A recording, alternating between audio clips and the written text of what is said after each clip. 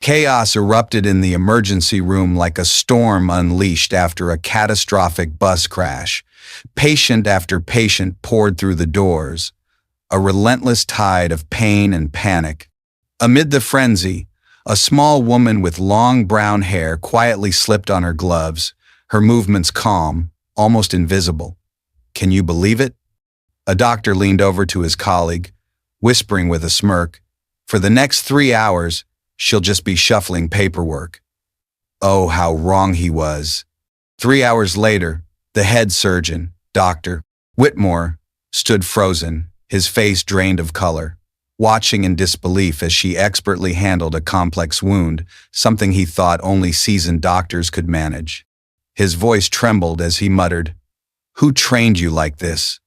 Meet Laura Keating, a 32-year-old woman of Irish-American heritage, her long brown hair always tied back in a neat ponytail, her calm eyes sharp enough to see what others missed. She was the new ER nurse at St. Alder's Hospital, stepping into the chaos with quiet determination. On her very first day, Laura arrived early, her focus unwavering. She meticulously checked the medicine cabinet and medical supplies, her hands moving with a purpose no one seemed to notice. A young doctor, full of arrogance, scoffed, "Why are you being so careful? This is the ER. If we run out of something, we'll just call for more." Laura just smiled. Did she know something he didn't? She didn't argue, didn't raise her voice, just carried on with that quiet confidence. During her first shift, something caught her eagle-like gaze. A patient with unusual bruising patterns, subtle signs everyone else overlooked. Without fanfare, she reported it to the attending physician. That single observation? It saved the man from internal bleeding that could have stolen his life. Hours later, no one mentioned her quick thinking, but the patient's family left a small box of cookies and a heartfelt note. "Thank you for noticing her." Can you imagine the gratitude in their hearts? Yet her colleagues, caught up in the ER's whirlwind, thought she was too slow, too quiet for the chaos. The charge nurse even pulled her aside, her tone sharp. "Maybe you should work in the back office, Laura. You don't seem cut out for frontline patient care." Laura nodded politely. But oh, those calm eyes flickered with something unspoken. A spark of defiance, perhaps? Week after week, the pattern held. While other nurses rushed around, their voices loud and frantic, Laura moved like a ghost through the emergency room, silent but purposeful. She'd adjust a patient's IV drip with a gentle touch, reposition someone struggling to breathe, or check vital signs others missed in the blur of activity. Her actions saved lives, but did anyone notice? The results were undeniable, yet no one seemed to listen. At a staff meeting, a senior doctor griped, "The new nurse is too hesitant. In emergency medicine, we need people who think fast and act faster." Oh, if only he could see the miracles unfolding in Laura's wake. An elderly woman's heart medication adjusted just in time. A teenager's concussion symptoms caught before they turned deadly. A construction worker's infected wound cleaned meticulously, staving off sepsis. Small miracles, all because of her quiet vigilance. Laura carried a small notebook, not for praise or recognition, but to track every patient interaction, to sharpen her ability to read the silent signs of medical distress.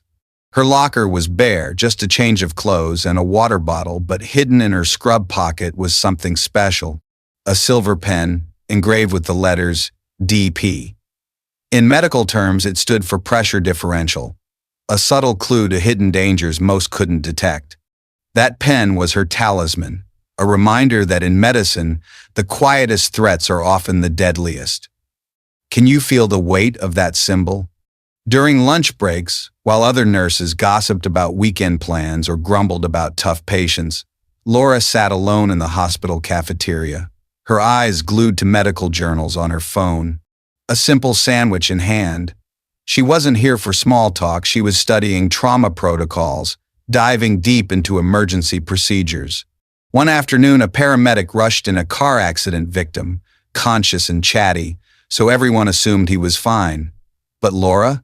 One glance at his skin color and pupil response screamed danger. She approached the attending physician, her voice soft but urgent. "Doctor, I think we should run a CT scan immediately." He brushed her off. "The patient's alert and responsive. We've got more urgent cases." Laura didn't argue, she never did. But 2 hours later, that patient collapsed from internal bleeding, barely clinging to life. Her warning had been spot on, but who connected the dots? No one. They were too busy to notice the quiet nurse who saw danger before it roared. Tucked in her scrub pocket, alongside that silver pen, was another secret.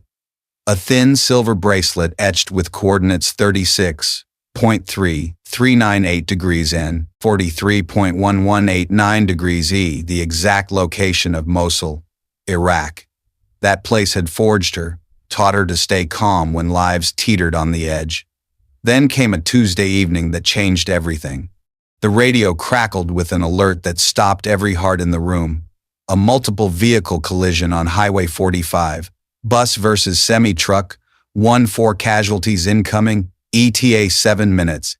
The ER transformed into a battlefield in an instant. Dr. Whitmore, the head of surgery, took charge like a general, his voice slicing through the chaos. "All hands on deck. Trauma Bay 1 through 6, active now. Senior nurses, take the critical patients. Residents, handle the walking wounded." His eyes landed on Laura. "New nurse, Station 4 paperwork, and basic triage only. No medical decisions without supervision." Did he underestimate her? Laura nodded, her face unreadable. She'd learned long ago not to challenge those who'd already judged her. The first ambulance screeched to a halt, paramedics rushing in with a middle-aged woman, pale but conscious. Laura was tasked with her intake forms while a resident examined her. But Laura's sharp eyes caught what the resident missed. The woman's breathing was shallow, not from panic, but something far worse. Her skin had a grayish tint, internal bleeding. Her blood pressure was slipping, too subtle for the monitors to catch yet. Without a word, Laura started an IV line and began fluid resuscitation. The resident snapped, "I didn't authorize that." "She's going into shock," Laura said calmly. "Her mean arterial pressure is dropping." He checked the monitors, everything looked normal to him.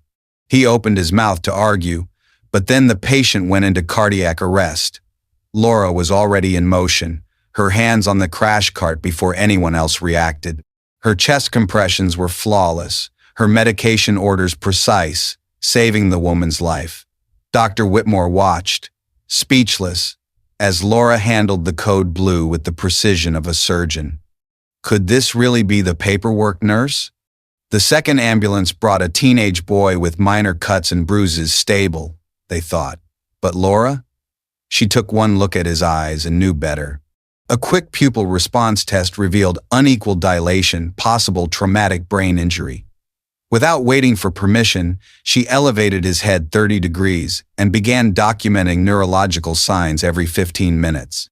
When he started vomiting 2 hours later, Laura was ready with anti-nausea meds and positioned him to prevent aspiration. How did she know? The third patient, an elderly man, seemed alert, chatting away. But Laura noticed his left hand trembling not from fear, but something else. She checked his medical bracelet. Diabetic.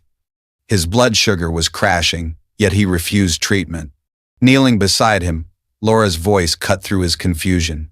"Sir, I need you to drink this orange juice, just a small sip." Something in her tone, calm, commanding, made him comply. 20 minutes later, his blood sugar stabilized, and he grinned. "That's the best orange juice I've ever tasted." Can you imagine the relief in that moment? Patient after patient came through Station 4, and Laura caught what others missed.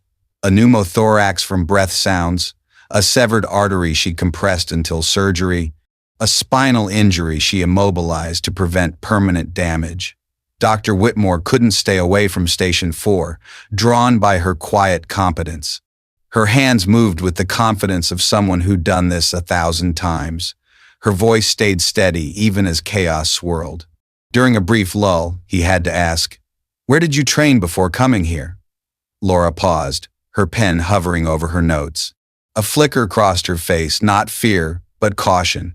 Different places, she said softly. You learn to adapt. It wasn't an answer, but her tone said, don't push. The final patient was a young mother who'd shielded her daughter in the crash. Her arm likely broken, her body covered in lacerations. Standard protocol called for x-rays and pain meds, but Laura noticed her breathing shift when she moved. Palpating her abdomen, Laura's heart sank, internal bleeding, possibly a ruptured spleen. This time, she didn't hesitate. She locked eyes with Dr. Whitmore. This patient needs emergency surgery now. He started to question her, but her gaze stopped him cold. Without another word, he ordered the surgery. 90 minutes later, the surgeon confirmed Laura's call. The woman's spleen was lacerated in 2 places. Without Laura, she'd have died within hours. How could one nurse be so right? As the last patient was wheeled to recovery, Dr. Whitmore stood in the now silent ER, his staff exhausted but proud. His eyes found Laura, quietly restocking Station 4 with methodical precision. Every supply was checked twice, every piece of equipment tested and placed just so preparation that could mean life or death. He approached her, voice low. That was exceptional work tonight. Laura glanced up. Just doing my job. No, he insisted. That wasn't just nursing. That was battlefield medicine. Her hands froze, and she met his gaze. Those eyes, oh, those eyes. They weren't those of a rookie nurse, but of someone who'd seen horrors most couldn't imagine. As Laura gathered her things from her locker, Dr. Whitmore noticed something, a thin silver bracelet on her wrist. When she reached for her coat, her sleeve revealed a small tattoo, not art, but military coordinates. The truth about Laura Keating was unraveling, and it was more extraordinary than anyone could have guessed. The truth about Laura Keating started unraveling the next morning, and oh, how it shook Dr. Whitmore to his core. He couldn't shake the image of her from the night before, her movements so precise, so automatic, like a master conductor leading an orchestra in the chaos of the ER. How could someone with her supposed background, a simple nursing school grad, wield such profound knowledge? It didn't add up. Driven by curiosity, he picked up the phone and called Dr. Marcus Chen, a military surgeon he'd served with during his brief time in the Army Reserve. They'd stayed close over the years, and Chen now worked at Walter Reed Medical Center. Marcus, I need your help to figure something out, Dr. Whitmore said, his voice tinged with urgency. I've got a nurse here who handled trauma cases last night like she'd been doing battlefield medicine for years. Her name's Laura Keating. She claims to be a recent nursing grad, but I'm starting to think there's more to her story. What's the deal? There was a long, heavy pause on the other end, and when Dr. Chen finally spoke, his voice was slow, almost reverent. David, are you telling me senior combat medic Laura Keating is working as a civilian nurse at your hospital? Dr. Whitmore's stomach dropped like a stone. Senior combat medic Laura Keating, a legend in military medical circles? She'd served 3 tours in Iraq and Afghanistan, her final deployment in Mosul in 2017. David, Chen continued, his tone filled with awe.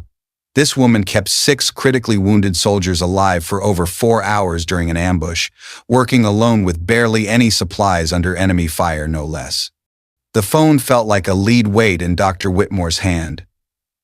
She never mentioned any military service, he stammered, stunned. She wouldn't, Chen replied. Laura was part of a classified operation that went terribly wrong. When she came home, she was battling serious trauma. Last I heard, she'd vanished from the military medical world entirely. Most of us thought she'd left medicine for good. Chen's voice grew quieter, almost disbelieving. The skills you saw last night? Laura honed those in places where one wrong move meant watching someone die. She can perform emergency surgery with a combat knife and a flashlight.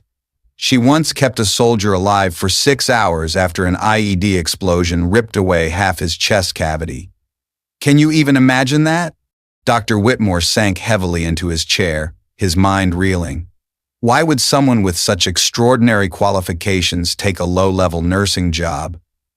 Because she's starting over, Chen explained. Some people come back from war desperate to forget everything they learned, but Laura, those skills are woven into her very being. She can't switch them off, even if she tries. After hanging up, Dr.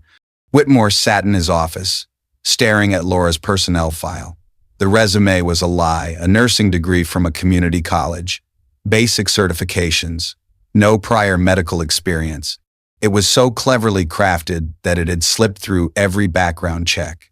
How had she pulled that off? Driven by a need to understand, he sought her out in the hospital cafeteria during her lunch break.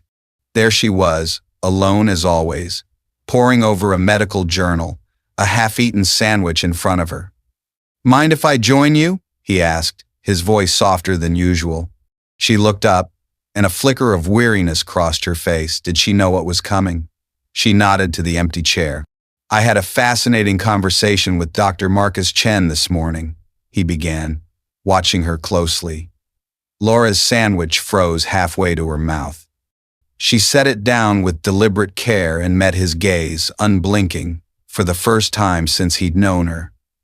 "What did he tell you?" she asked, her voice steady but laced with exhaustion. "That senior combat medic Laura Keating was one of the finest trauma specialists the military ever produced," he said, leaning in. "That she saved more lives in impossible situations than anyone could have dreamed." Laura was silent for a long moment, her eyes distant, as if wrestling with ghosts. When she spoke, her voice was steady but so tired. "That person doesn't exist anymore." "The hell she doesn't," Dr. Whitmore shot back, his voice rising with conviction. "I watched her save 6 lives last night with skills no civilian nurse should have." Laura sighed, pushing her lunch away as if it had lost all appeal. "Dr. Whitmore, I applied for this nursing job because I wanted a fresh start, a clean slate, no expectations tied to who I used to be." "But why?" he pressed, his heart aching for her. "Because over there, every decision was life or death," she said, her voice cracking slightly. "Every soldier I couldn't save haunted me for months.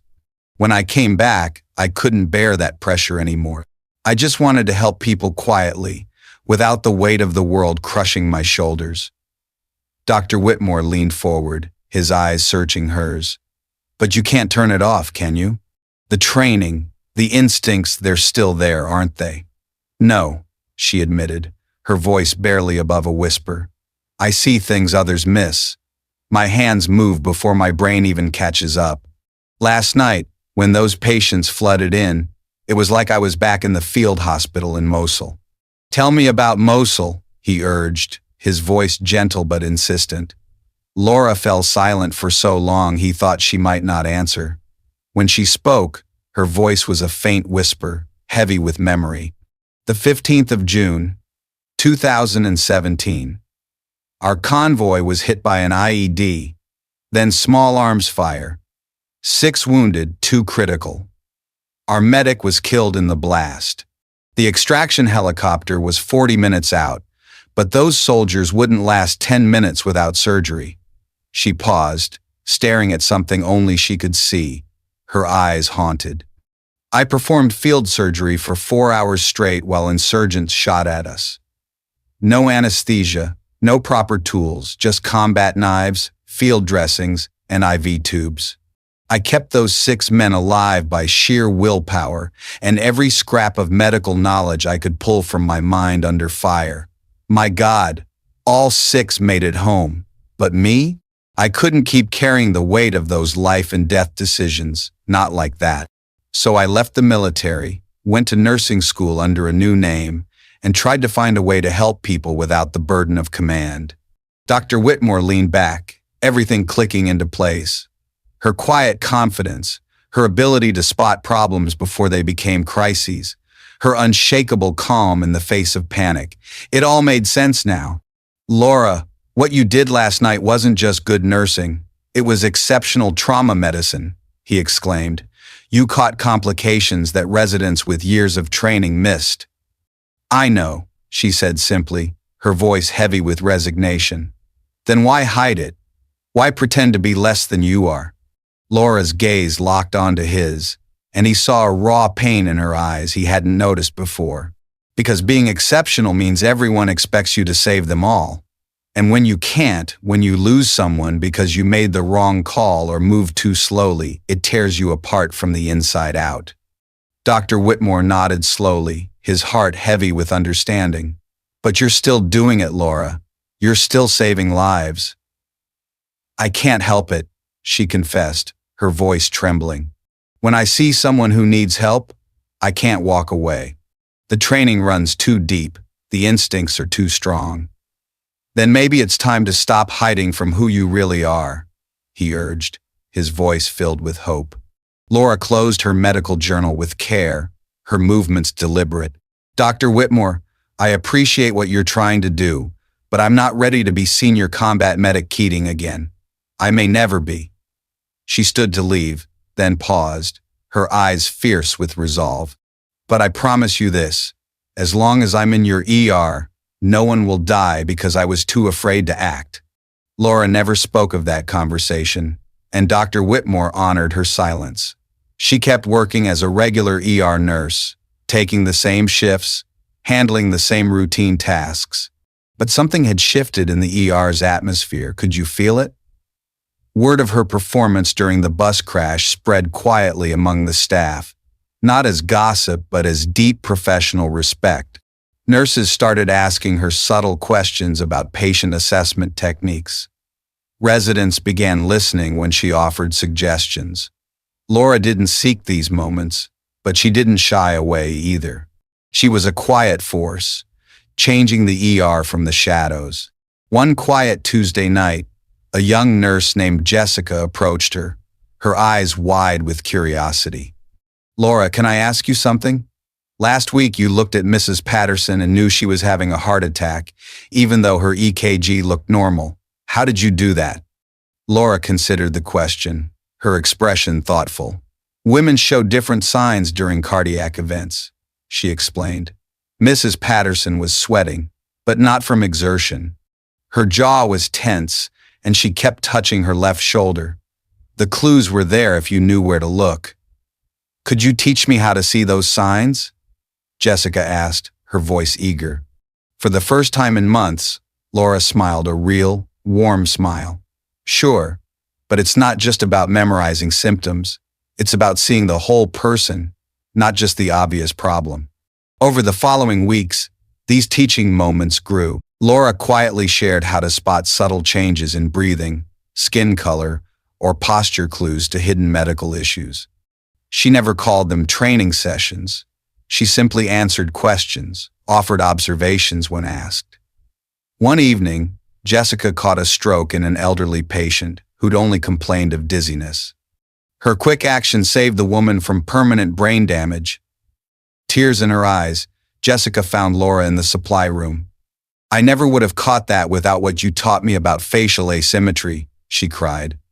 Laura nodded, her approval quiet but genuine. You trusted your instincts. That's what matters most. Where did you learn all this? Jessica pressed. Laura paused, her gaze distant. Different places, she said softly. Situations where getting it wrong wasn't an option. Her teaching continued, always understated. Laura never sought the spotlight or claimed credit for her students' successes. She shared knowledge freely, trusting others to use it well. Dr. Whitmore watched this transformation with awe. Laura was creating a ripple effect across the ER. Nurses grew more observant, more confident. Patient care improved measurably. At a monthly staff meeting, he marveled, I don't know what's happening, but our nurses are catching critical issues earlier than ever. Patient outcomes are soaring. A senior nurse spoke up. Laura's been sharing assessment techniques with us. Informal but incredibly helpful. Dr. Whitmore nodded, a knowing smile on his face, but he kept her secret. After the meeting, he caught Laura alone. You're teaching them, he said, his voice warm with admiration. They're asking questions, she shrugged. I'm just answering. You're making them better nurses, better professionals, he insisted. Laura's expression softened. Everyone deserves the knowledge to help people effectively. Is this what you want? He asked.